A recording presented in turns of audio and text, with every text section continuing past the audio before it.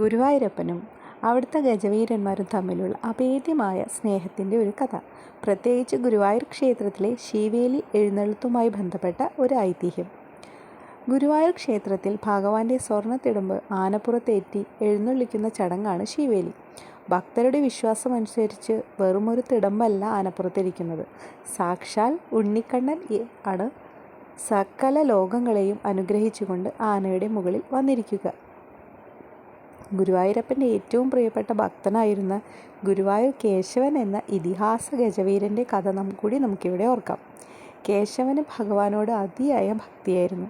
ഭഗവാന്റെ തിടമ്പ് ശിരസിലേറ്റാൻ കേശവൻ എപ്പോഴും മുൻപന്തിയിലുണ്ടാകും. തിടമ്പ് പുറത്തു വെച്ച് കഴിഞ്ഞാൽ പിന്നെ കേശവൻ്റെ ഭാവം മാറും. സാക്ഷാൽ ഭഗവാൻ തൻ്റെ പുറത്ത് കയറി ഇരിക്കുന്നതിൻ്റെ ഗാംഭീര്യവും സന്തോഷവും ആ ആനയുടെ നടപ്പിൽ കാണാമായിരുന്നു എന്നാണ് പഴമക്കാർ പറയാറുള്ളത്. ഈ ചിത്രത്തിൽ കാണുന്നത് പോലെ സ്വർണ്ണ നെറ്റിപ്പട്ടം കെട്ടിയ കേശവൻ്റെ പുറത്ത് പുഞ്ചിരിയോടെ ഇരിക്കുന്ന ഉണ്ണിക്കണ്ണൻ തൻ്റെ പ്രിയപ്പെട്ട ആനയുടെ ചെവിയിൽ എന്തൊക്കെയോ സ്വകാര്യങ്ങൾ പറയുന്നുണ്ടായിരുന്നത്രേ.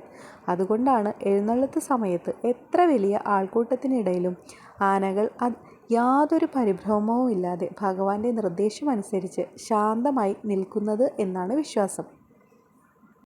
തനിക്ക് ഏറ്റവും പ്രിയപ്പെട്ട ആനയുടെ മുകളിൽ കൊഞ്ചിക്കുഴഞ്ഞിരിക്കുന്ന ഉണ്ണിക്കണ്ണൻ്റെ ഏറ്റവും മനോഹരമായ ഭാവമാണ് ഈ ചിത്രത്തിൽ നമുക്ക് കാണാൻ കഴിയുന്നത്.